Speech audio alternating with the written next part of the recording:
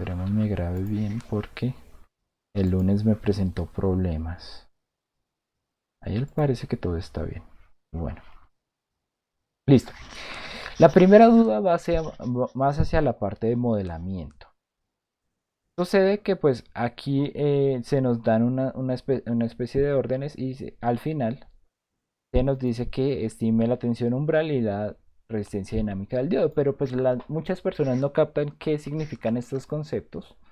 Y pues hay veces como que hacen el procedimiento, de pronto no lo hacen bien, lo hacen de manera muy diferente a la que deberían hacerla y queda algo totalmente raro y no se puede saber. Y no hay forma en que ustedes corroboren porque simplemente salieron unos resultados, nosotros ponemos esos resultados y ya. Pero la idea es que ustedes puedan corroborar esto. Bueno, entonces, como yo antes ya les había... eh, ah, no. No estaba presentando pantalla. Listo. Entonces,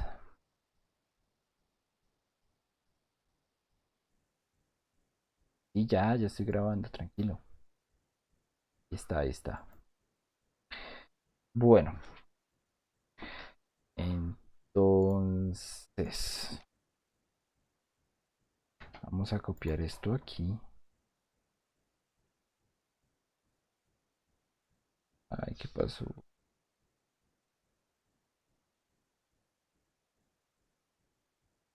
¿Qué ahorita?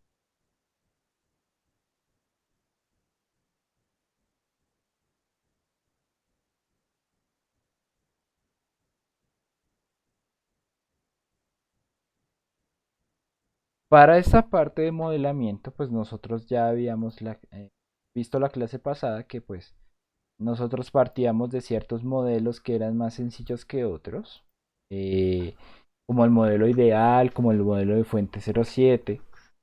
Y después llegábamos a la parte de modelos exponenciales. Y pues luego de eso eh, veníamos a mirar este modelo que tiene como las dos condiciones que son como ventajosas en lo que son eh, en lo que respecta a la facilidad para solucionar eh, circuitos. Y en cuanto a lo que se refiere a lo de tener una exactitud muy grande en lo que está pasando en el diodo. Bueno, ¿qué pasa? Este proceso realmente viene a ser lo que en optimización o bueno, en, en, en ciertos campos de control se llama linealización, ¿sí? Ese es un concepto que ustedes van a ver mucho en algunas materias, sobre todo las que tienen que ver con elementos no lineales. Siempre con que tenemos elementos no lineales, es decir, por ejemplo, un elemento no lineal es claramente la ecuación de Schottky, donde nosotros tenemos una ecuación exponencial.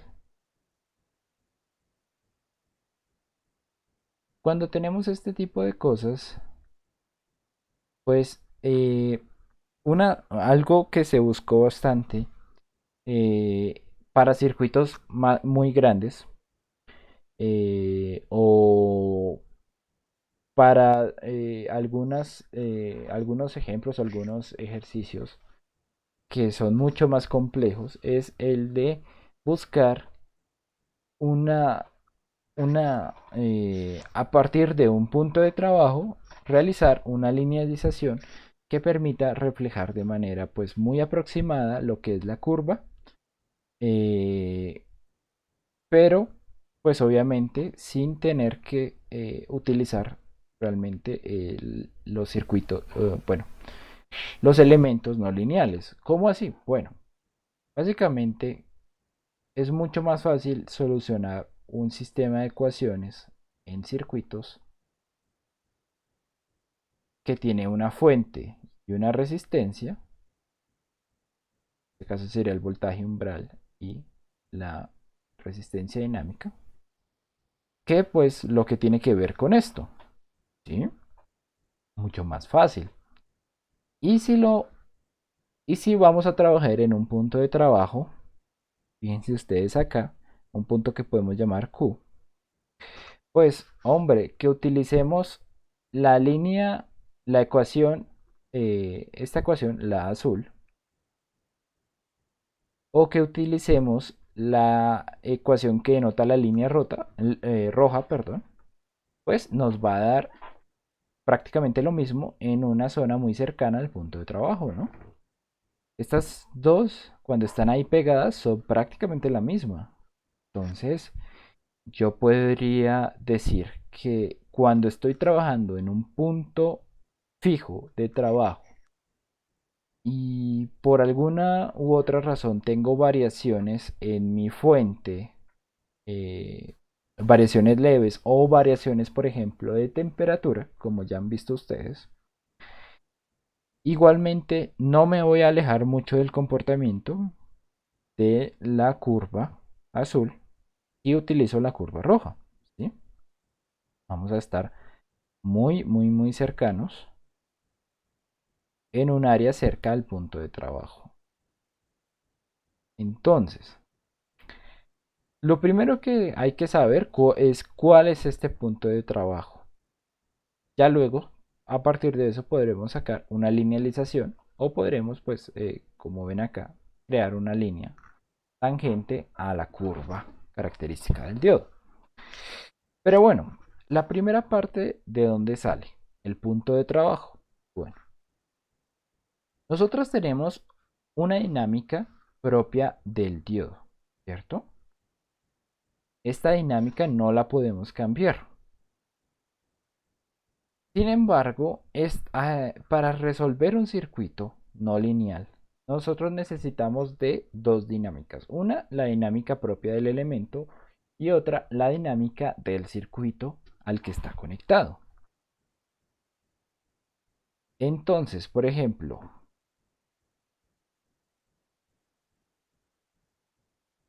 no, perdón. Si este es el circuito que está conectado, nosotros realmente no nos interesa que va acá. Realmente eso puede ser un diodo, puede ser una resistencia, puede ser un capacitor, no importa.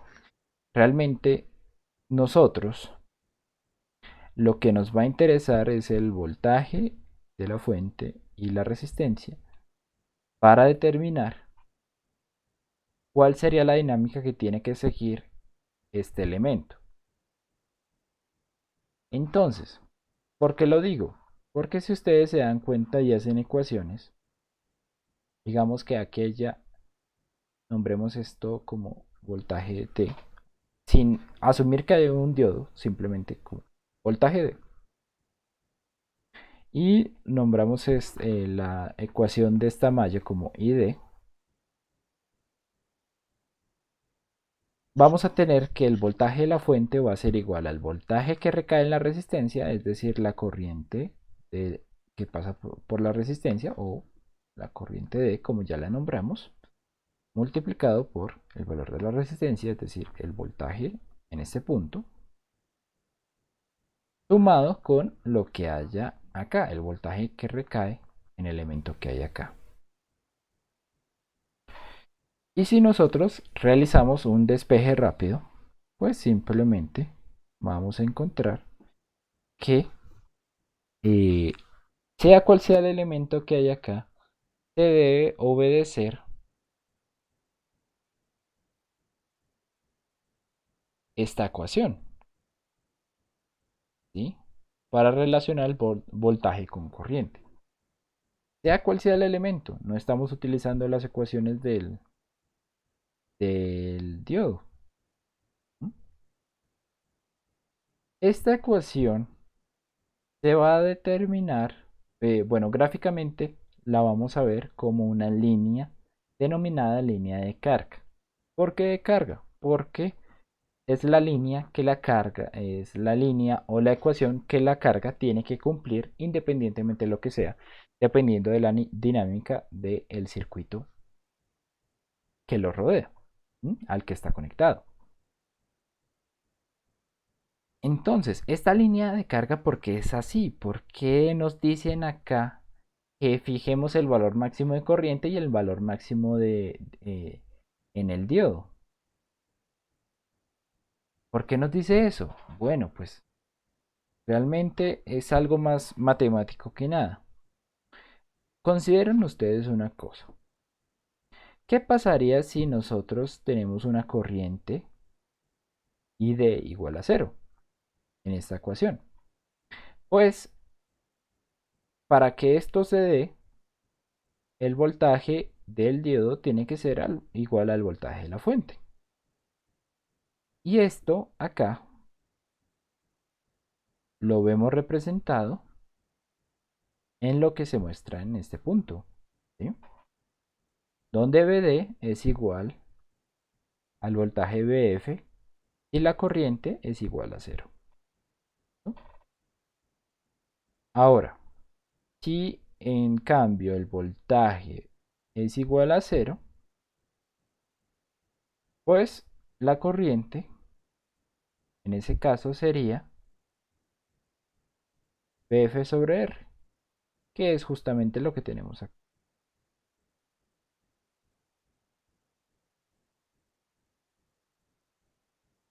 ¿sí? De ahí viene la línea de carga.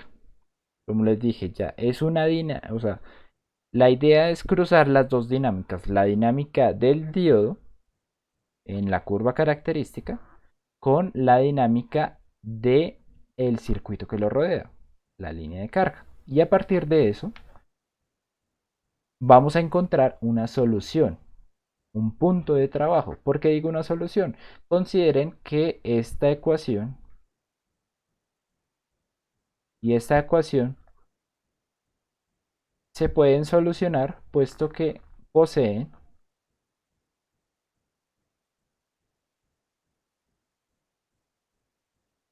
pues es un sistema que tiene dos incógnitas y para dos ecuaciones.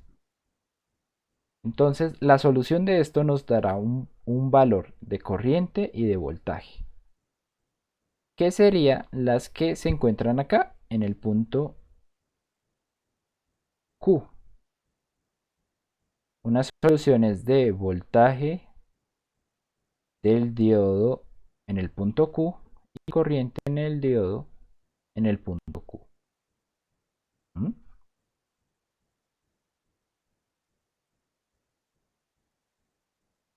Punto Q es P de Q e I de Q. Listo. Bueno, ahora, ya con nuestro punto de trabajo, la idea es realizar una linealización, como les dije, para aproximar esta curva característica del diodo. Si nosotros queremos cambiar al diodo de esto a esto, pues lo que tenemos que hacer es realizar una linealización que nos permita tener un voltaje constante, que sería el voltaje umbral, sumado a un voltaje que depende del voltaje en esta resistencia que llamamos la resistencia dinámica, ¿sí?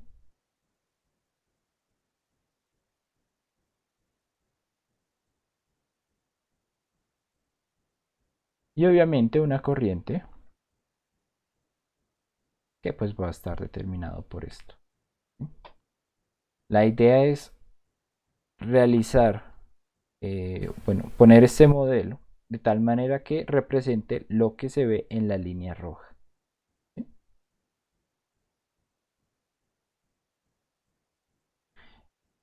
Y bueno, teniendo el punto de trabajo, pues simplemente nosotros lo que vamos a hacer es, para el proceso de linealización, lo que se saca es una recta tangente a ese punto, utilizando pues la curva característica. La curva característica, pues nosotros vamos a tener la ecuación, ¿no? Ahora, el cálculo diferencial nos dice que para encontrar una recta tangente a una curva cualquiera, yo lo que tengo que hacer, o bueno, lo que nos va a dar la derivada de esta ecuación es la razón de cambio que tendría que tener una curva, una recta, perdón, que pase, que toque en un punto, que sería el punto de trabajo Q, y que como es tangente, pues solamente toque en ese punto. Entonces, la pendiente o la razón de cambio aquí en este punto para esta curva característica sería la derivada de la función de corriente de diodo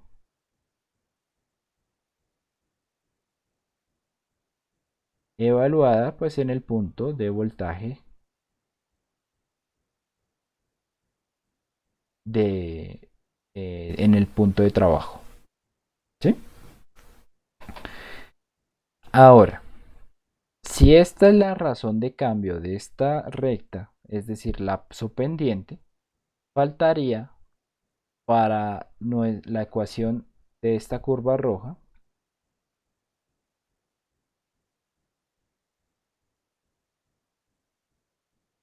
ya tenemos esto, faltaría nuestro intercepto con el eje Y, el cual podemos hallar muy fácilmente porque nosotros ya contamos con un punto Q. Entonces, si reemplazamos,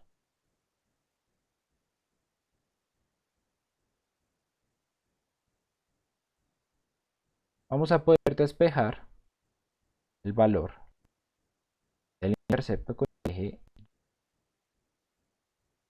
¿no?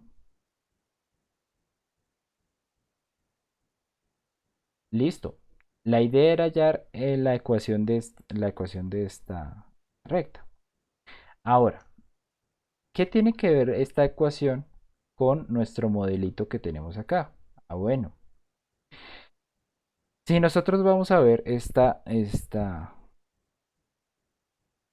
recta y vamos a ver su pendiente no va a ser más que el cambio de corriente sobre el cambio de voltaje.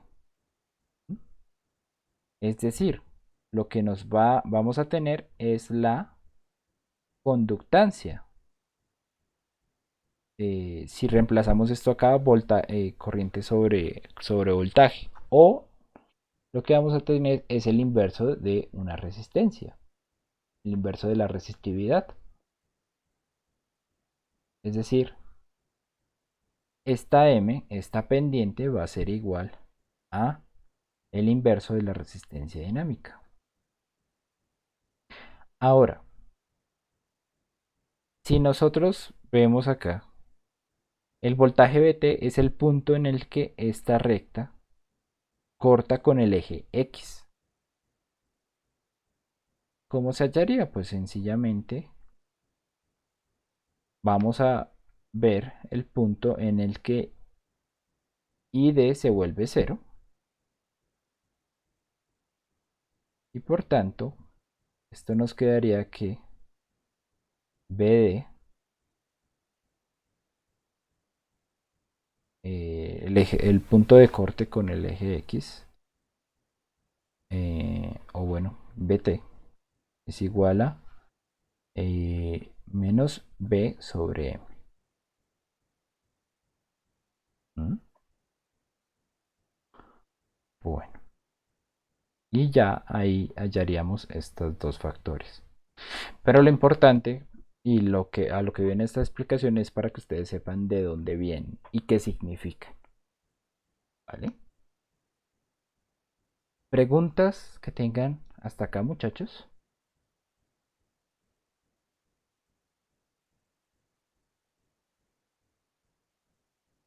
Profe, pues yo entiendo cómo se llega hasta ahí y por qué, pero no comprendo bien para qué se usa esa recta tangente a la curva en ese punto. Ya lo vamos a ver bien representado una, en una simulación. Por ejemplo,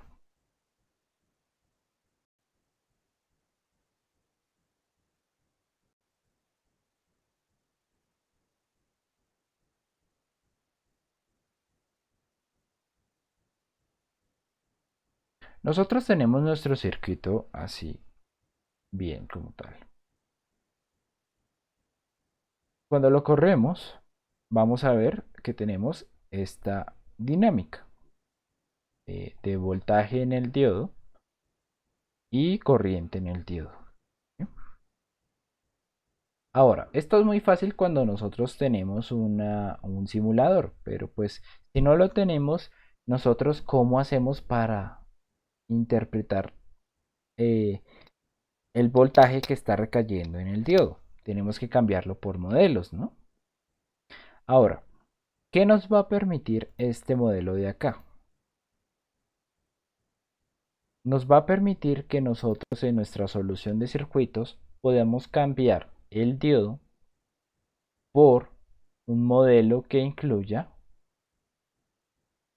en vez de un diodo, una resistencia y una fuente de tensión fija. ¿Y cómo se va a ver esto? ¿Realmente nos va a interpretar bien lo que estamos viendo? Bueno, pues vamos a probarlo.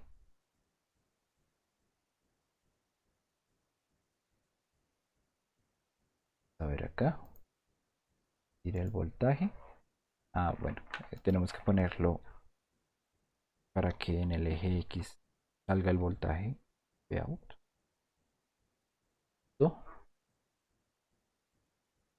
Y tenemos que ver es la corriente, ¿no? Sin embargo, la corriente, pues, los ejes tienen que estar iguales en ambas gráficas. ¿Verdad? Esto, 60 y 800. Ay, no, 800 voltios, no.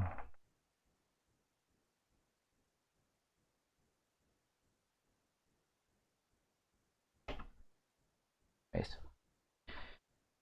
Si hiciéramos o sea, si pegáramos, si hiciéramos como una especie de transposición una encima de la otra, vamos a ver que en el punto Q, que es este que está aquí en la punta, vamos a tener una, o sea, para efectos prácticos del circuito, esto va a representar lo mismo que esto estaría representando el diodo. ¿Sí? Estas serían muy idénticas, esta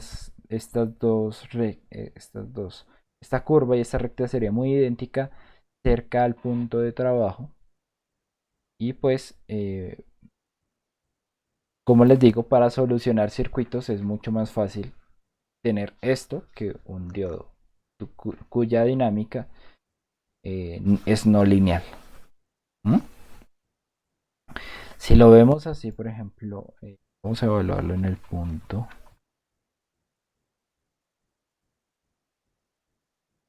En el punto que los consideramos que era donde el voltaje era 25 voltios. Vamos a comentar esto.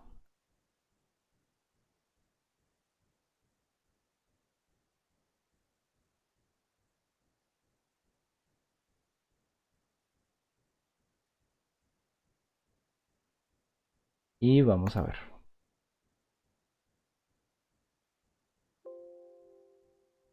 Voltaje Vout 0.787684. Y de corriente vamos a tener 4842 miliamperios. Listo. Ya.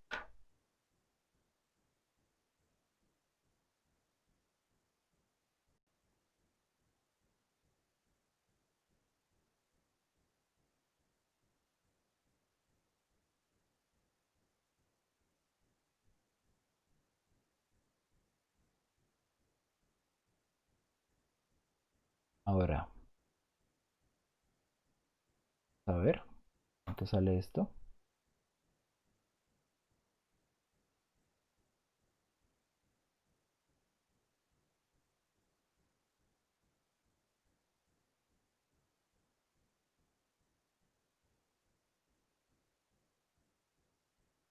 Fíjese usted, tenemos prácticamente los mismos valores de voltaje y de corriente en el circuito, siendo que son elementos totalmente distintos. Es decir, nuestra linealización se hizo de manera correcta y esto que está acá, esta fuente y esta resistencia, están representando lo mismo que representaría este diodo.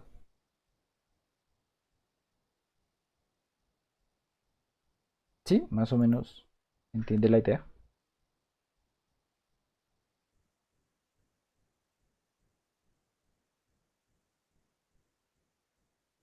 Sí, profe, a mí me quedó la duda, esa resistencia de dónde se sacó. Yo hice el procedimiento. Mira, miremoslo acá. Yo hice el procedimiento.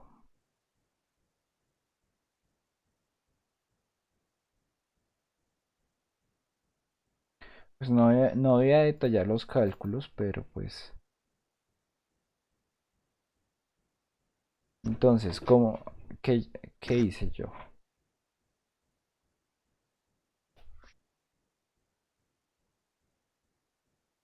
Bueno, primero que todo, exporté los datos que obtuve del simulador y hallé la ecuación de, de esta curva, ¿sí? Una tendencia lineal. Perdón, una tendencia exponencial. Luego lo que hice fue hacer la línea de carga y así hallé el punto en donde estas dos funciones se cruzan. ¿Mm? Listo. Luego lo que hice, teniendo ya mi punto Q, fue sacar la derivada de esta función y hallar la, la pendiente de lo que sería esta recta. Bastó simplemente con hacer la matemática para hallar cuál era el punto en que se cruza con el eje X. Si vemos esta representación, pues esta función es esta misma. Lo que pasa es que para esta yo le tomé con mucho más datos. Estaba hasta 0.7, 0.78 estaba hasta 1. Entonces yo lo que hice fue proyectarla acá un poquito más para que se viera cómo es una recta tangente. Y pues de esta recta tangente, el cruce con el eje X va a ser el BT y la resistencia es simplemente el inverso a la eh, el inverso a esto La que es la la pendiente, Ok, profe. ¿vale? Sí. Una pregunta, ese intersecto entre la línea de carga y la ecuación característica del diodo se puede hallar, se tiene que hallar como con métodos numéricos Para nada, o hay. es totalmente gráfica. Se puede hallar con métodos numéricos, eso sí es cierto. Pero si no, pues simplemente utilice, o sea, yo lo que hice fue graficar las dos y ver el punto en que se cortaban. Ahí me aparece el punto. Y ese fue mi punto Q de trabajo. Profesor, una pregunta. Ujú. En la resistencia que estaba calculando ahí sería la resistencia dinámica de la sustitución, ¿sí? ¿De qué? Perdón. La resistencia dinámica que nos estaba mostrando con la nueva sustitución del modelo, ¿sí? Sí, esa es. Ya, listo. Para hallar la resistencia que usted tiene ahí de 500 ohmios, se puede hacer simplemente por aproximando el valor del diodo a 0,7. Ah, sí, pues sí, realmente ustedes eligen cuál es la mejor forma para eso. Es que yo tenía una duda acerca de eso. Digamos, yo lo usé para sacar esa resistencia y despejé el voltaje del diodo de la ecuación de la, de la ecuación exponencial. Ujú, Y encontré el voltaje de diodo cuando la corriente es de 25 miliamperios ujú. y después ahí sí sustituí en en la ecuación de carga y me dio pues una resistencia. Solo que después cuando modelo, el voltaje del diodo no es el mismo que encontré con la ecuación de la... De pronto es porque el modelo cambia un poco con lo que usted, con los valores que utilizó en la ecuación exponencial. Ah, sin embargo, ¿qué pasa con esta resistencia? Realmente esta resistencia va a ser un limitador más que nada. O sea, lo que evita es que se lleguen a más corriente de 25 miliamperios. Entonces, si igual cuando usted hace sus cuentas le resulta un valor de resistencia, pues igual ese valor usted lo tiene que aproximar a una resistencia que usted encuentre en el mercado. Entonces, la idea de esa resistencia es que no pasa de 25 miliamperios. Entonces, si usted le pone 500 o 510, vamos a tener que ya no va a pasar de ese valor, de ese cierto valor de corriente. Independientemente, pues que de precisamente lo que usted quería. ¿Sí? O sea, lo que estoy diciendo es que ahorita usted el resultado exacto igual no lo puede, o sea, usted no puede poner una resistencia en la vida real que le dé 496.85. No, no se puede. Tiene que poner resistencias que encuentre en la vida real o que usted pueda fabricar en la vida real. Entonces, sí o sí, pues va a tener que hacer una aproximación a una resistencia más alta. Entonces, igual le va a resultar dando, le va a resultar dando algo parecido a 500. Listo. Y una última pregunta, Mm, ¿los modelos de los diodos que está usando son los que nos envió en la clase pasada, sí? sí. Listo, muchas gracias. Este modelo lo modificé un poco, pues para que no me copien estos valores, pero pues sí. Listo, listo. Listo. Pero me tengo una pregunta. Sí, señor. Ahí el BT que se halla en el modelo es el mismo BJ, sería como una tensión de juntura. No, En el modelo, ¿no? no, señor. Entonces, ¿cómo aparece en el modelo? Ese no aparece en el modelo, depende ¿No? del punto de trabajo, ¿no? Ah, ok. Pensé que aparecía porque pues me dan valores parecidos a ese valor. No, no, ¿No? no, no es para nada ese valor. Ok. Porque si ustedes ven acá, si yo considero un punto diferente de trabajo, y si yo considero un punto diferente acá, la recta tangente va a ser totalmente distinta, ¿no?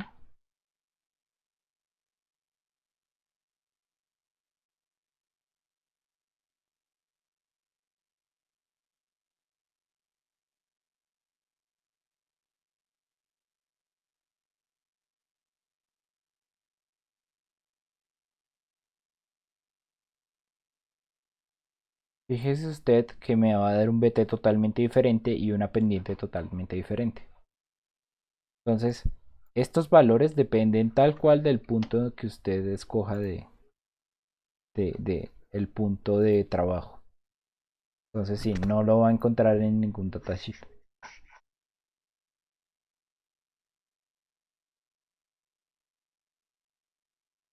Bueno, en la simulación el diodo que bota la tensión sería restarle esos 25 y dividirlo a la corriente y ya encontraría R, ¿no? Pues sí, ¿no?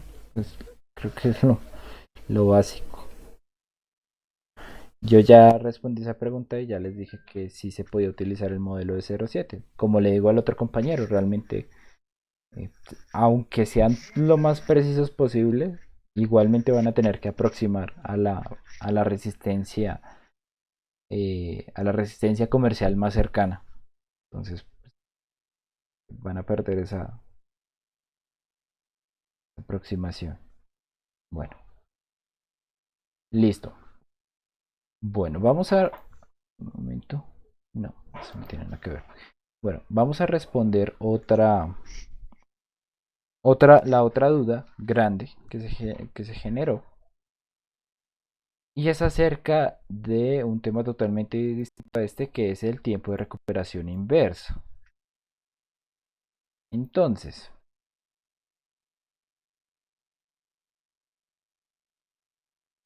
vamos acá.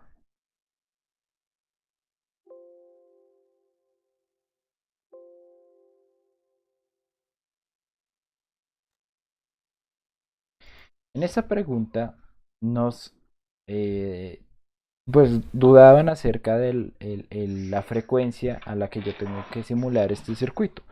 ¿Por qué? Porque pues se nos dice que a varias frecuencias, pero no se nos especifica si son muy grandes o muy pequeñas.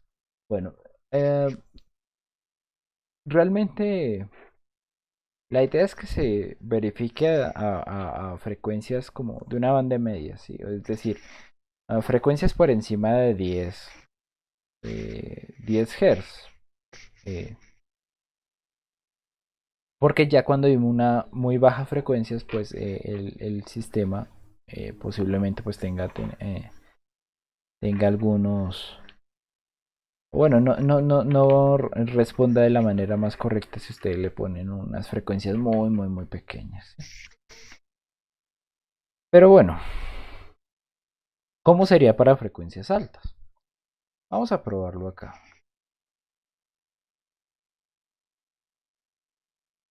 Aquí tenemos el efecto que queríamos ver. ¿Ven? Aquí está perfectamente representado, perfectamente fluido, ¿no?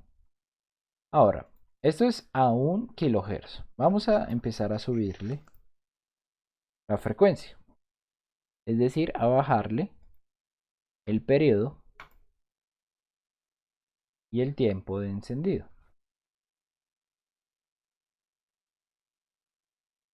Listo, seguimos teniendo este efecto. Vamos a seguir subiéndole.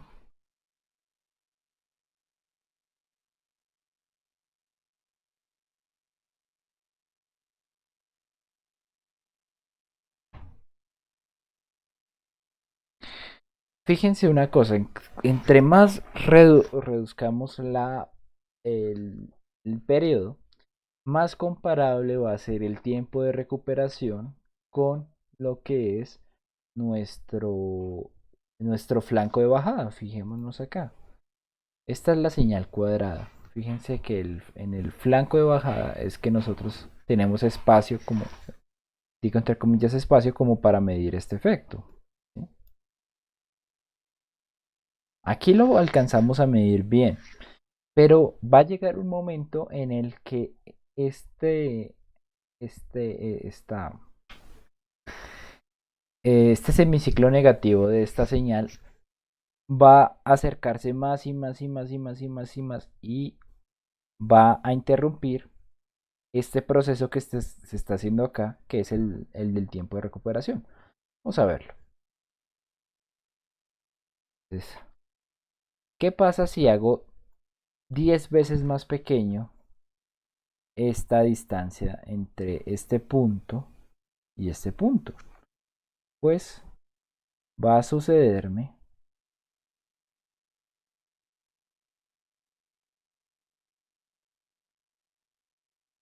Momento que se termine. ¡Ey!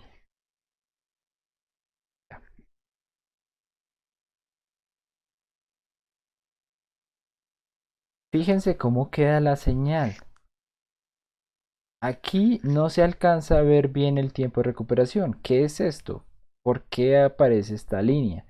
Ya la señal está tan degenerada, la señal cuadrada, que no parece un cuadrado, parece una especie de paralelo, bueno, produce una cosa como paralelogramos, algo así. Y fíjense ustedes que lo más afectado acá es nuestra señal de salida. No podemos ver bien el tiempo de recuperación inversa. Tal vez podamos coger esto, pero pues, ¿qué pasa con el otro efecto? ¿Sí? No vamos a poder bien ver qué pasa. Entonces, aunque hagamos la fuente que sea más rectangular igualmente no vamos a poder medir bien porque un efecto, o como tal, el efecto de la fuente tener una frecuencia tan alta está impidiendo que yo vea completo el tiempo de recuperación inversa. ¿Sí? Fijémonos acá. Aquí se ve mejor. Fíjense ustedes que aquí no alcanza a llegar a cero cuando ya se está cortando.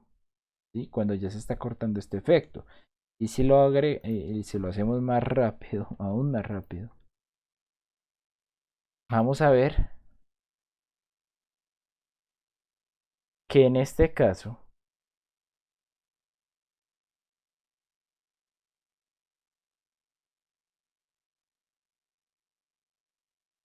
segundo, por favor, paciencia.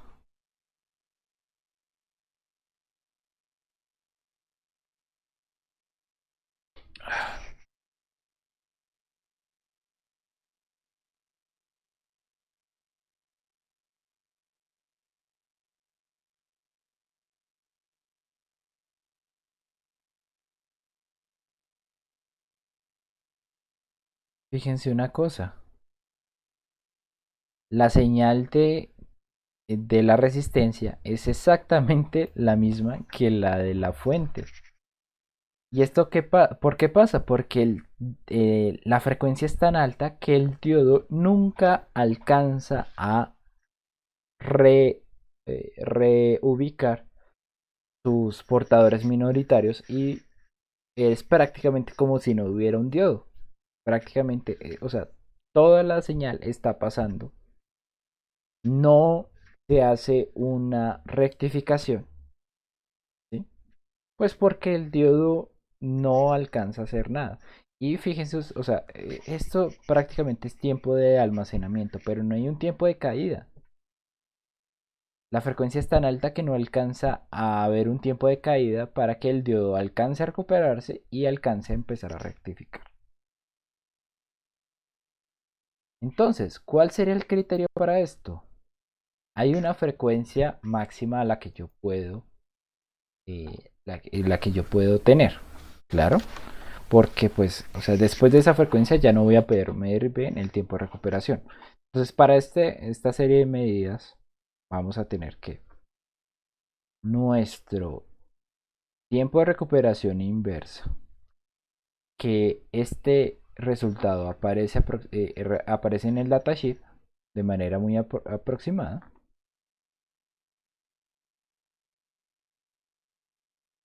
Entonces, tiene que ser menor a el periodo de la señal dividido en 2. ¿Por qué dividido en 2? Porque solamente estoy considerando el flanco de bajada.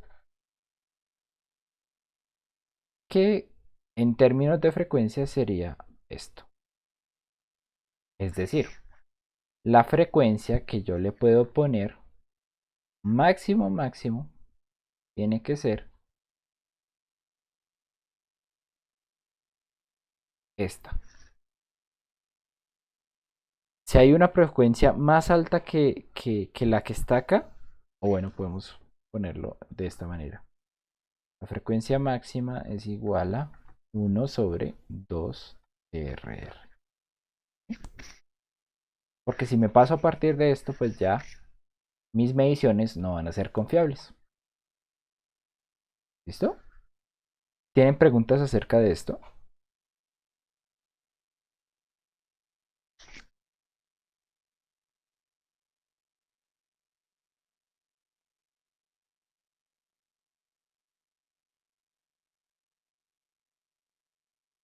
¿Preguntas, muchachos? ¿O todo bien?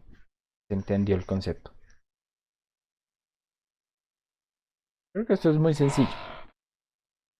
Pero bueno, es importante aclarar. Listo, muchachos.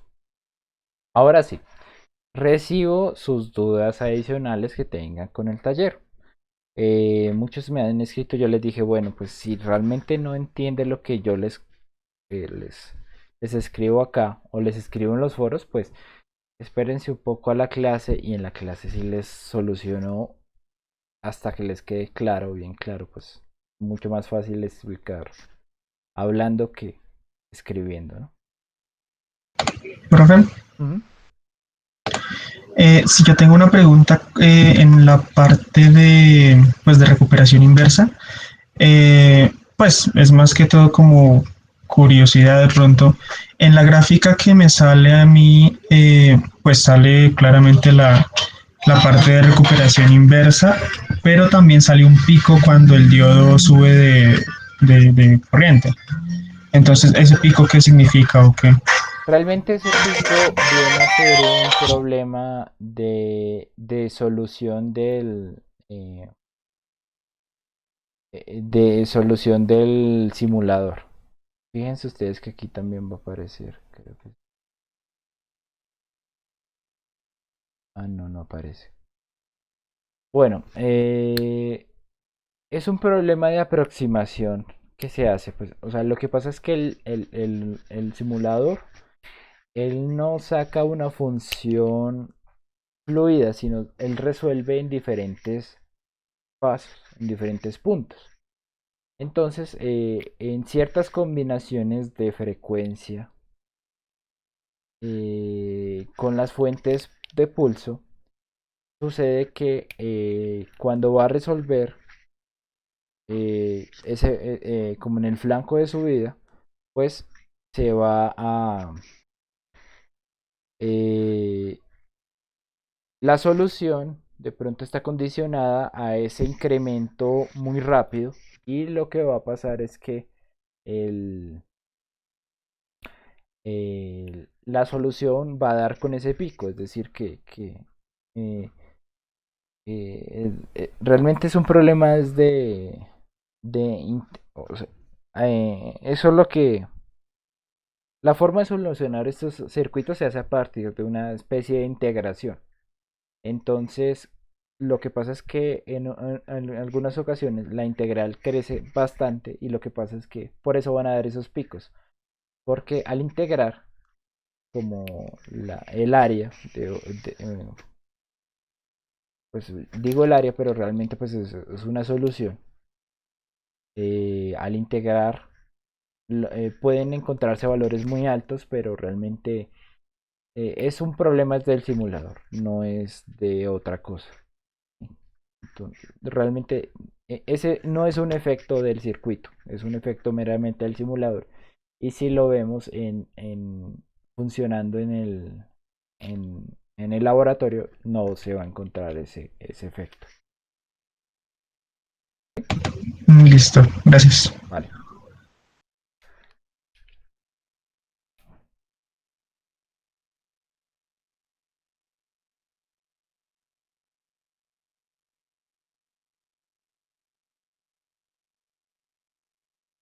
Bueno, muchachos, más preguntas, más dudas.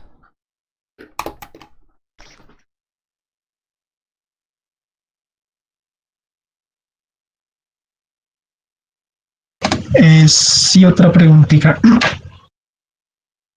Ujú. Eh, pues no estoy seguro de si ya lo dijo, no creo, pero pues también como curiosidad, es decir que el voltaje, pues estoy hablando de la parte de la resistencia dinámica, creo que se llama. El voltaje umbral dependería del punto de operación, ¿no? Sí, señor. Y digamos, es que pues yo no sé, yo había escuchado como diodos que generalmente tenían voltaje umbral como de 0.7 o ese no es el valor, No, ese es el no sé. voltaje de... Es que, bueno, son dos términos que son muy parecidos, pero realmente lo que se busca acá es eh, la tensión umbral de polarización directa. Es el nombre completo. Eh, es que usted va a encontrar varias tensiones umbrales cuando hablamos aquí de análoga, pero el nombre como tal, claro, es tensión umbral de polarización directa. Así es el nombre completo, pero si usted va a mirar, ah, por ejemplo, voltaje umbral también se le denomina al voltaje en el que ya el diodo empieza a encenderse. Entonces, eh, este punto acá que estoy señalando también se puede considerar como un voltaje umbral, pero pues por eso es como toca aclarar bien los términos. Qué pena por eso. Tensión umbral de polarización directa usada para hallar la resistencia dinámica del diodo. ¿Vale?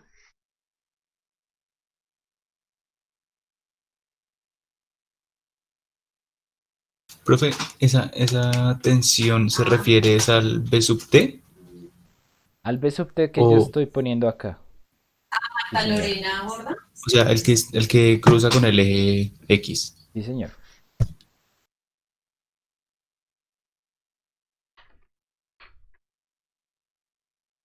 Que también la notación se repite mucho porque el P sub T también pueden verse como el voltaje térmico, pero hay que saber cómo identificar el contexto de lo que se habla.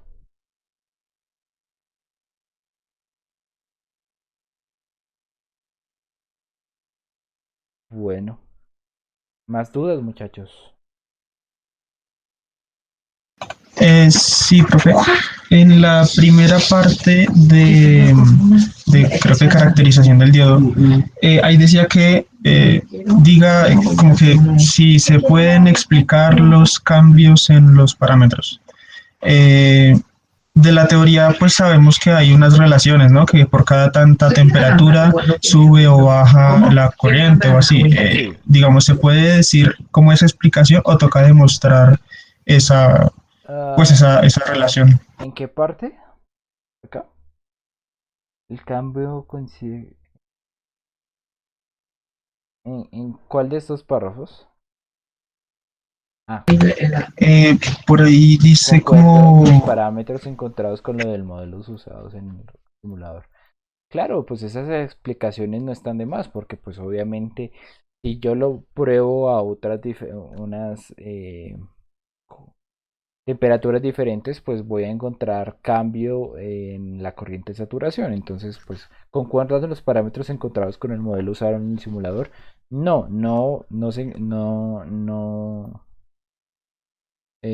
concuerdan, pero debido a que hay un incremento de temperatura. Este tipo de cosas sí hay que explicarlas. pero digamos, en el tercer párrafo, la pregunta que dice, ¿este cambio era predecible? Pues yo diría que pues era predecible porque se tienen esas relaciones de la teoría, que por cada tanto incremento de temperatura se incrementa tanto la corriente o algo así. A Más eso que me todo refiero. el cambio de voltaje térmico, pues ese es el que hace que la curva se vea diferente, ¿no? Eso es más que nada, más que todo lo que toca enfocarse, ¿no? Cómo la curva se puede ver desplazada por un cambio de temperatura.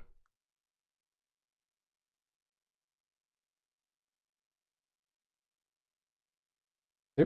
¿No? Más o menos. Sí, pero por ejemplo, la corriente de saturación, esa también tiene una dependencia de la temperatura. Sí, Y, por ejemplo, en el libro dan una relación de por cada tantos grados esa corriente sube y así.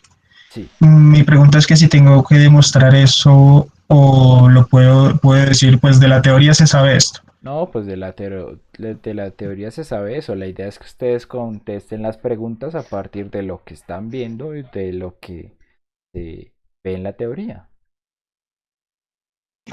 Ah, listo, listo. Gracias. Vale.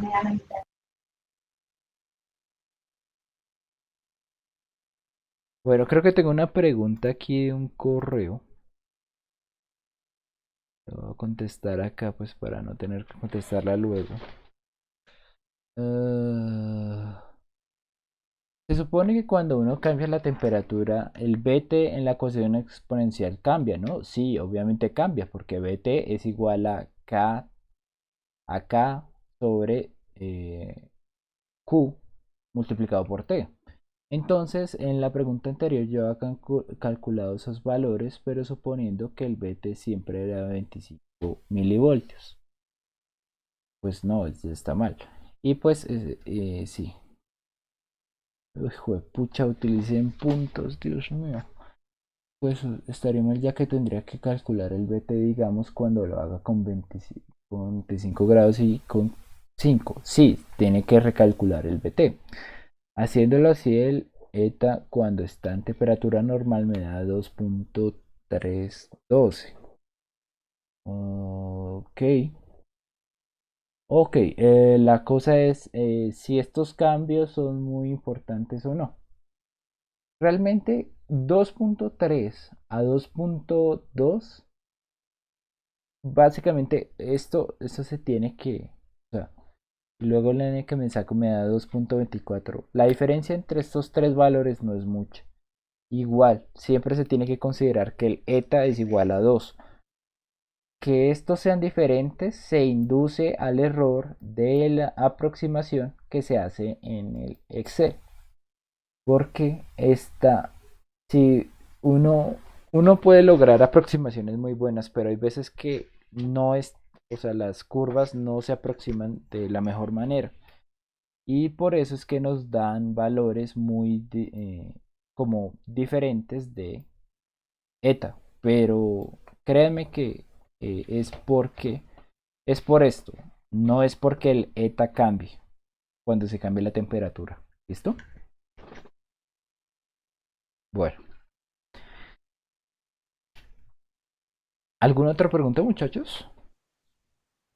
Sí, profe, yo tengo una y es con respecto al segundo circuito en donde tenemos que variarle la frecuencia. Ujú. Yo lo hice con el diodo 1N4004 y pues la regla para sacar el tiempo bueno, ese tiempo. Y bueno, la figura me da muy bien, la Ujú. gráfica, pero lo voy a hacer con el otro diodo y me da un pico muy extraño. Y intenté con 10 Hz y 100 kHz también y la gráfica no me cambia. Hay una opción en donde uno, digamos, le pone que tome más valores en periodos de tiempo más cortos, ¿no? Y me carga súper lento, pero me carga y aún así la gráfica no cambia. O sea, es que no me da, en las gráficas normales, el tiempo de recuperación inversa, uno ve como que baja casi recto, llega a una corriente y se mantiene constante un poquitico de tiempo y luego casi que vuelve a subir recto. A mí no, me da una pendiente súper más alta y se ve como un pico, no se ve como cuadradito. Bueno, ¿qué pasa? Hay una diferencia y por algo les pedimos que utilicen el 4148 y el 4004. Lo que pasa es que el 4148 es un diodo denominado Fast Recovery, que pues simplemente significa que es de recuperación rápida. Es un diodo cuya capacitancia de juntura es muy, muy, muy pequeña, lo que lo va a permitir actuar de manera mucho más rápida que el diodo 4004. Más o menos, si ustedes revisan la teoría, más o menos porque igual la tienen que revisar, si el 4004 es está el tiempo de recuperación inversa está hacia los microsegundos. El tiempo de recuperación inversa del 4148 está más o menos en el orden de los nanosegundos. ¿Sí? Entonces, para ver bien este efecto, ¿qué hay que hacer? Hay que considerar esto. Hay que considerar que para representar este efecto, lo que les mostraba en la primera clase, hay que tener un máximo step, un step muy, muy, muy bajito, de tal manera que hayan por lo menos unas, no sé, unas 20 o 20 50 100 simulaciones entre este tiempo de recuperación, es decir, el el máximo tiempo de paso. Si estamos diciendo que aproximadamente es un nanosegundo, pues entonces ese máximo tiempo tiene que ser de 1 por 10 a la -11, ¿no? Para que hayan 100 simulaciones. O 1 por 10 a la -10 segundos. Entonces, si obviamente el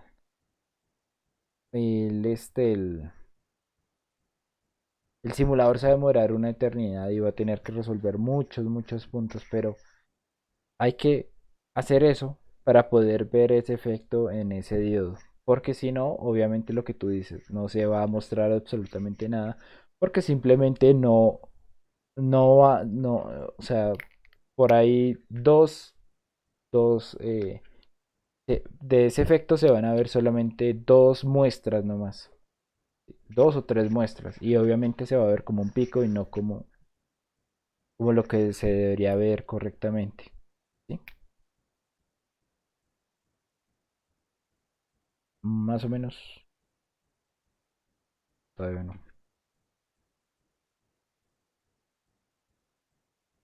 Pues la verdad, profesor, yo ya lo he intentado con ese tiempo, o sea, maximum time step, y es, no sé, la gráfica no me cambia mucho, la verdad. Sigue habiendo ese pico. Bueno, vamos a ver. Espera, voy a intentarlo aquí.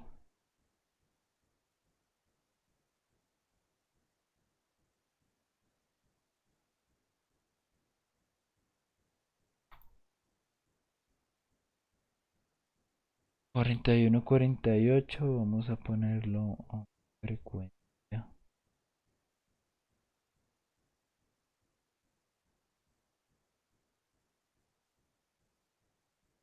¿De cuánto está esa frecuencia? ¿No?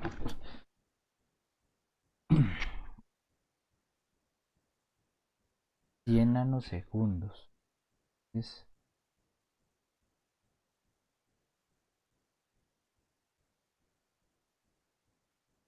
stop time 0, 0, 0, 0,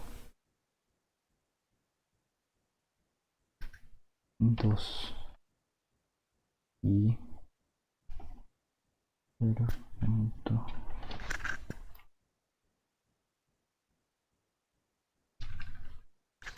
0, 0. A ver.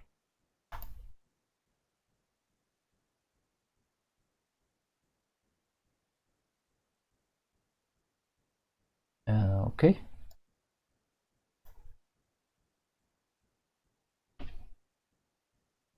Bueno, como les dije, los picos hacia arriba realmente son un error de solución del simulador, pero pues aquí se alcanza a ver bien.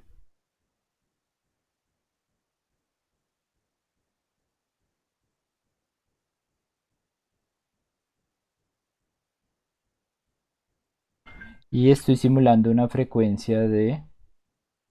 eh, una frecuencia de 100 nanosegundos. ¿Mm? Ahora, si lo voy a simular a 100 Hz, pues obviamente, uy, un periodo de 100 nanosegundos. Eso no sé cuánto es como 10 megahertz, algo así. Bueno, si lo voy a simular a una frecuencia de 100 Hz, obviamente este efecto va a quedar muy perdido entre toda la simulación, pero si se hace con el nivel de detalle que lo estoy haciendo acá, yo creo que no debe tener ningún problema. ¿No? Con con este paso tan pequeño que es de 2 nanosegundos. Y aquí se alcanza a ver bien.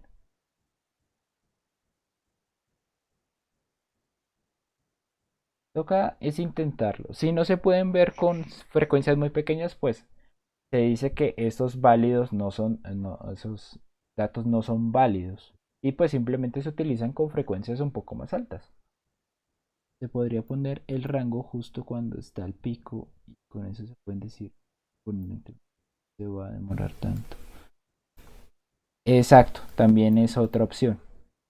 Que el pico se genere prácticamente cuando empieza la simulación y ya, y no poner tantas simulaciones. Toca es que intentes un poco. Sí, pues yo estoy trabajando con 10 kilohertz de frecuencia, 100 kilohertz de frecuencia y ese tiempo de 1 por 10 a la menos 11 y aún así se me genera ese pico. ¿No será algo de mi simulador Pues es que, miremoslo, miremoslo en pantalla compartida. bueno, está bien. Y otra cosa era que en la guía dice que podemos trabajar frecuencias desde 10 Hz hasta 100 kilohertz. ¿Podemos usar frecuencias más altas? Sí, ¿por qué no? El límite pues Ok. ya se los expliqué. Uy, esto es muy caótico. Bueno.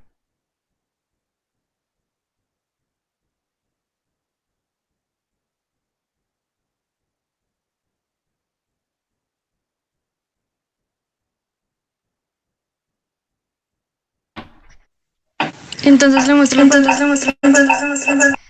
Sí, por favor.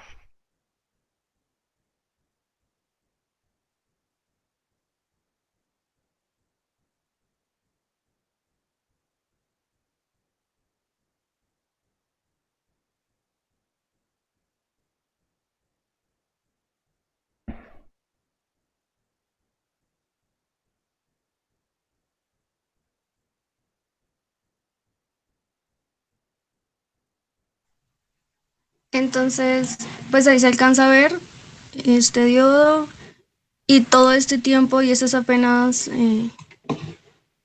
Ok. sí, porque está pasando esto. Bueno, ahí tienes una cosa. Por favor, grafica la señal de entrada. Ok, están. Sí. Fíjate que está muy, o sea, el tiempo de bajada está muy grande. Tienes que disminuirlo para que no se vea como o sea, para que se vea inmediato como el cambio. Ok, Entonces, entonces le modifico eso. sí, modifícale eso y vamos a ver. Por ejemplo, yo el tiempo de bajada que tengo, te lo digo, es de 0,0. Ah, 0,0. Son 10 picosegundos. Es muy grande. Es muy pequeño, digo. Ok, eso es, no Ah, recuerdo. dale. Tiene que tener 10 ceros antes del uno. ¿Es acá, cierto? Ese es el tiempo de subida. Creo que es este. Ese. Perdón, profe, quisiera aportar algo ahí. Sí, sí. Por ejemplo, yo tengo, o sea, es que no sé, a mí no me gusta poner tantos ceros, sino que yo lo que hago es poner, por ejemplo, un P y ahí lo toma como un pico y con eso no hay que ponerse uno a escribir ceros y todo eso. Ah, mejor. Perfecto. Ok, entonces si no recuerdo mal, ese es el tiempo de subida y el tiempo, sí. Sí, el tiempo de bajada. Entonces le pongo más o menos cuánto. Ponle un P. Un pico segundo. Y no pasa nada con que le deje diferente al de subida y el de bajada. No, para nada. El tiempo de subida, pues, en ese caso no nos interesa.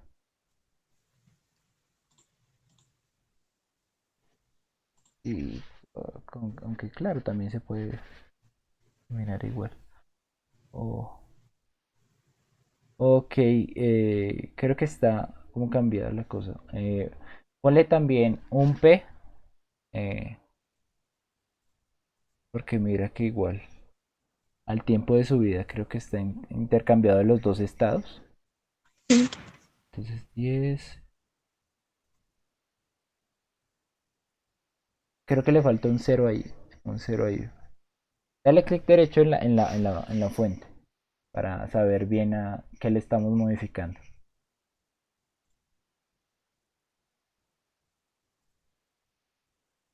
¿En dónde? Encima de la fuente. Ahí encima de la fuente aparece a qué corresponde cada dato que le estamos metiendo. Sí.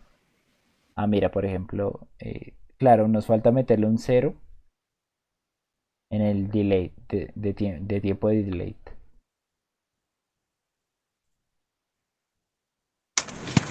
No, no ¿Y lo por hagas qué? ahí.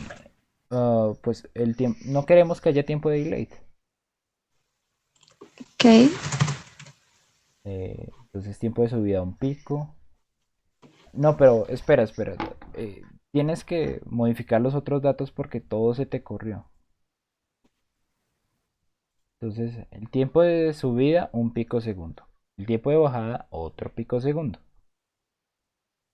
El tiempo de descendido, pues tiene que ser 0.000005, ¿no? TLC1 y Porque TLC. vamos, Dime. porque, o sea, más o menos, ¿por qué le estamos cambiando esto? O sea, mira, lo que pasó es que tú le borraste un dato que era el tiempo de delay. Entonces todos los valores se te corrieron. Entonces donde Sí, estaba el tiempo de encendido, ahora cambió y estaba el tiempo del periodo. Donde estaba el tiempo de caída, se cambió y estaba el tiempo de encendido. sí, el tiempo de periodo es la frecuencia, ¿no? Sí, Yo estoy la, manejando el periodo. 2, 4. Y el tiempo de encendido es la mitad de ese tiempo. Sí, ya. Me confundí por un momento.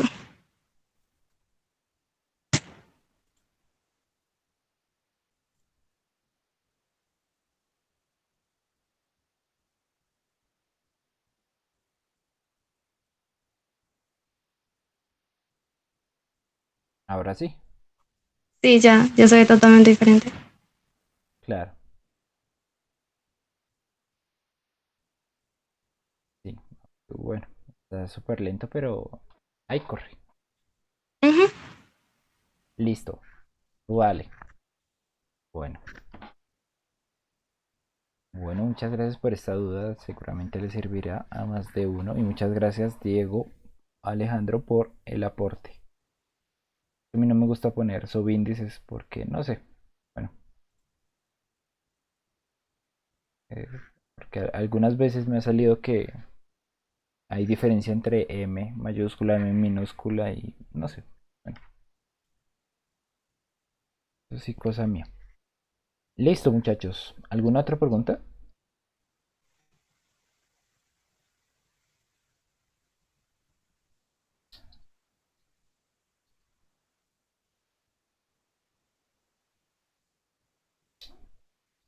¿No?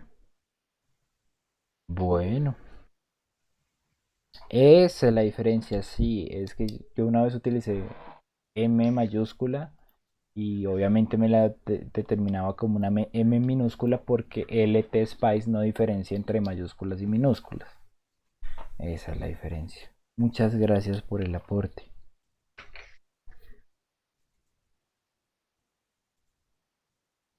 Pero lo que es micro es U, el nano es N, el pico es P. El K es kilo, el mec es mega, giga creo que es G. Bueno, no, ahí sí no sé. Bueno, muchachos, entonces, si no hay más preguntas, dejamos la clase hasta acá. Muchísimas gracias por su participación. Ay, vengan, se me olvidó decirles, bueno, unos compañeros me expresaron que necesitaban un poquito más de tiempo, y pues ese poquito más de tiempo pues fueron 2 días más. Y pues obviamente si se los doy a ellos, se los tengo que dar a ustedes. Entonces, el plazo para este grupo, para el grupo 6 es hasta el domingo. Sin embargo, una cosa, no se dañen el fin de semana de una manera tan tonta. Por favor, empiecen a trabajarle de una vez. Si lo pueden tener listo desde hoy o mañana, es mucho mejor. Hagan las cosas como si yo no les hubiera dado este aviso. ¿Listo?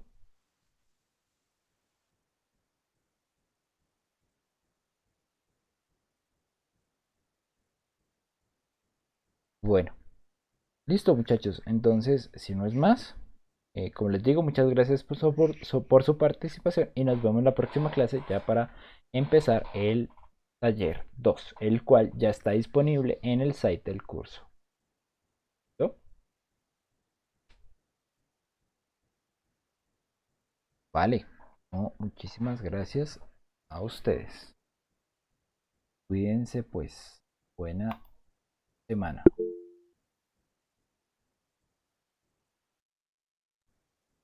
Listo, profe, gracias. Chao.